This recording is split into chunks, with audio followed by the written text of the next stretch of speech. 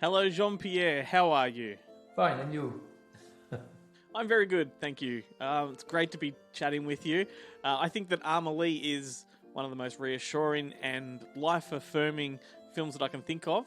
It's scary to think that it's 20 years old, but it does hold up so well. And personally, I also think that every single one of your French films holds up perfectly well. They haven't aged a bit, and there is no denying there's a huge adoration for Amelie. Does it surprise you that people are still so much in love with it? If it doesn't surprise me, not really, because I live very close to the Café des Deux Moulins, the Café of Amélie, and I see every day some people taking some picture of the cafe, so I am used to it. I avoid to say I am the director because they never believe me when I try that. You know the famous story with Jodie Foster, right? No, you don't know? For very long engagement, we had an appointment with Jodie Foster. And we were waiting a taxi outside, and some young French people arrived to take a picture of the cafe. And we were between, the cafe and the people, and they didn't know if they recognized us or not. And the young girl, I swear it's true, she asked us to, can you move, please? Oh, that's fantastic. Do you think that Amelie is your most personal film? Yeah, absolutely. Because I took some notes during years and years. I have a very good memory for anecdotes, souvenirs, funny stories. I have a very bad memory for bad things. I forget everything. But I am talented to keep the best of the life, So I had a big box of notes, and it was very difficult to find the concept of the film. And one day, it was after Elliot was election, coming back from Hollywood. One day I read one of my notes. It was the story of a girl helping other people, and I understood, of course, this is the main story. At this time, everything was easy to write, easy to make, not easy to find the money, but this is another story.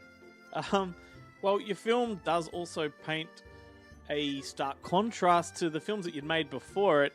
Do you recall what influenced you to make such a drastic sort of tonal change at the time?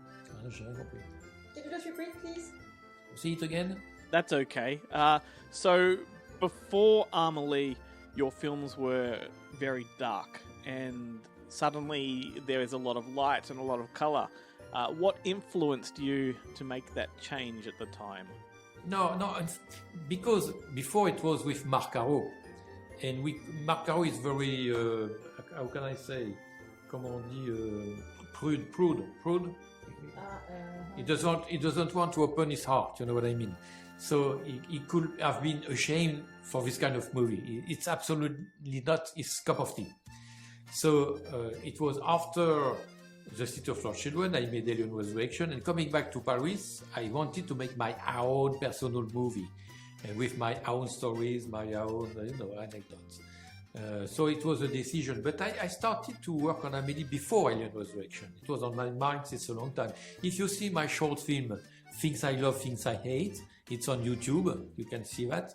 It was in 80 probably, no, in 89, before Delicatessen. It's the same thing, it's very optimistic, positive and funny. Excellent. So in today's world, I think we probably need Amelie more than ever before. Have you ever considered going back and revisiting her, and where do you think that she would be 20 years later? Yeah, so a lot of time they ask me to make a sequel or a TV series, but I refused all the time. At the end, I accepted a TV show for Broadway, a musical, and I hate musical. But after 20 years, I accepted to get some money to help some association, for surgery, heart operation for kids or something like this, But in fact, it was very bad and it was a kind of disaster. Now it's in Munich, in London, I think, in Japan, so maybe I will save other kids, I hope. Yeah. No sequel. I definitely think the world needs some Amelie, people like her in the world, because she is a ray of light where there's not much light at the moment. But so did you have a lot to do? Were you involved a lot with the restoration of the film? Oh yeah, I am involved for everything, and yeah, the restoration. But we make a DCP. But you know, it was pretty good for Amélie because we made the color grading in digital. It was one of the very first movie color graded in digital. So the job was pretty easy to make. It wasn't the case for Delicatessen, the city. We had much more work, but for Amélie, it was pretty easy. Right. Oh, well, good. And before I let you go, I know you're busy. I just wanted to take a moment to ask you about your new film, Big Bug. Is there anything that you're able to tell us about that? No, it was one more time after Delicatessen and Amélie. It's a quirky movie. It's very special. And one more time, I had some problem despite the success of Amélie. I had some problem to get the money. I spent 3 years and I couldn't make the film in France. It's unbelievable, but it's the case. And one day Netflix called me to say, do you have something? And I said, yes, but you won't like it because nobody wants to produce it. And they told me yes in 24 hours. In 24 hours. And I had a big budget, wow. The total freedom.